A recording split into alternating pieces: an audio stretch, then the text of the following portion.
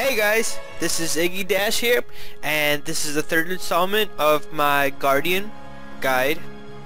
There he is. Yes, he's big and powerful, and he looks just like Logan. He's Logan's twin. Yes, he is. Alright, anyways, yes, this third installment is gonna go over crafting, which is what I'm gonna do before I start leveling. So yes, I am level 2 right now. Alright, crafting gives a ton of experience. In fact, the fastest person to level up in Guild Wars 2 was the guy who just did crafting. He crafted every profession to level 400, and that'll get you to 80.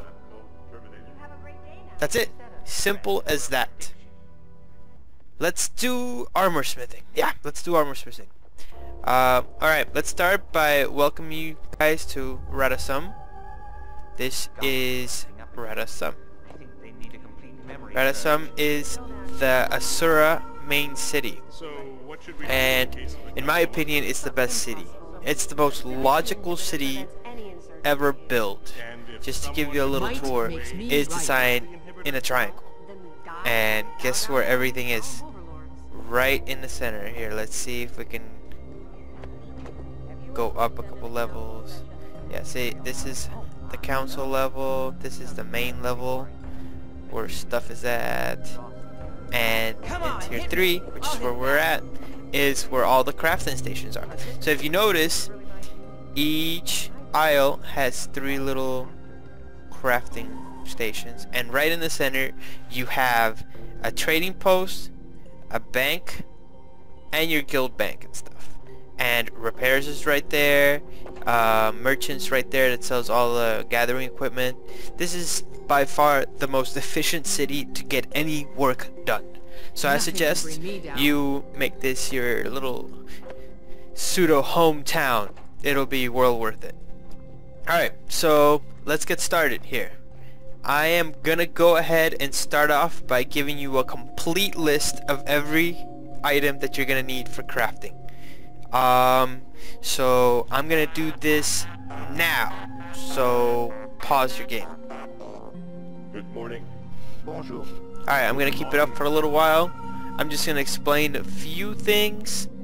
When it gets to the 4x44 items, those are fine items that I'm gonna show you what they are. Let's go to the bank here. Bankity bank, bank, bank, bank, bank. All prices are non-negotiable. Alright, so if you go to your collections tab in your bank, you'll notice that you have all your collected material that when you go in your bags and you go deposit all collectibles, it goes right in here.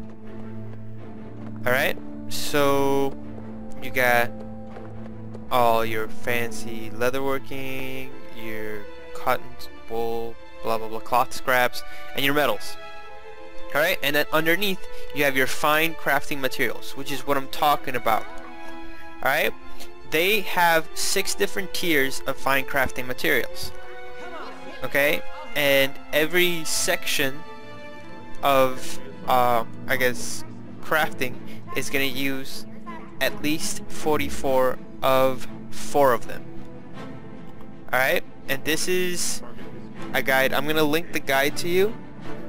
This is a guide I haven't used before, but I'm gonna link it for you guys and give credit to the guy who made it. It's from Guild World's Guru. But here I am. I'm gonna try to implement it. I'm gonna find any chinks in the armor here, and we're gonna get this stuff done as fast as possible. It's gonna be great. Alright, so ideally you went around on your main guy and you leveled up by exploring, getting map completion, and gathering all kinds of equipment. Don't bother leveling up crafting in your first guy because it's I think it's counterproductive.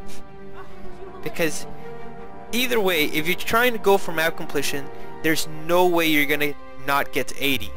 You're gonna get to 80 way before your story ends, simply because you're doing every zone.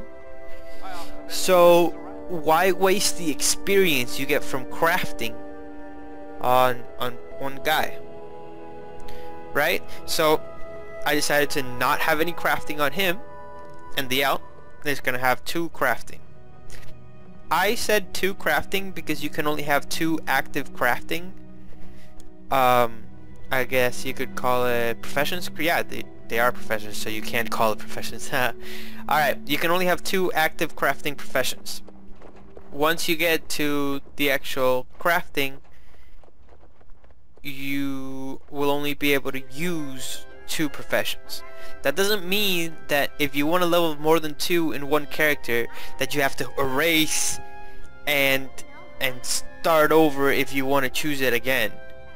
No, simply because it retains the level of crafting that you had previously on your character.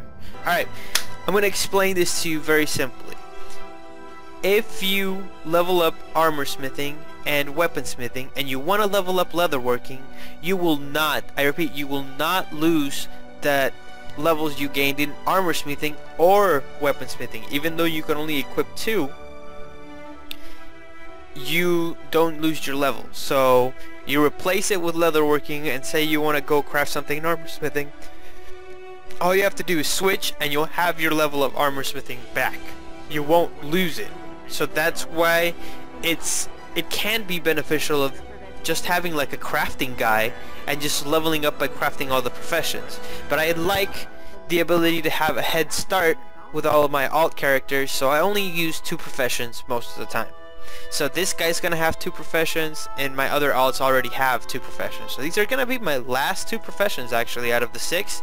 These are gonna be my last 2 professions that I actually complete. So, hurrah.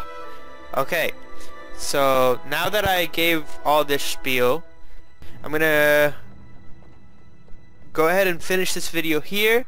I'm gonna start a new video because I explained a lot of stuff, I guess you could call it. So yeah, this is Iggy Dash. Follow me on Twitter, follow me on YouTube, follow me on Facebook. You know, comment, guys. I would love to see if somebody's watching these videos. You know, I hope you guys are enjoying them. I'll see you guys in about 2 seconds when I make the next video.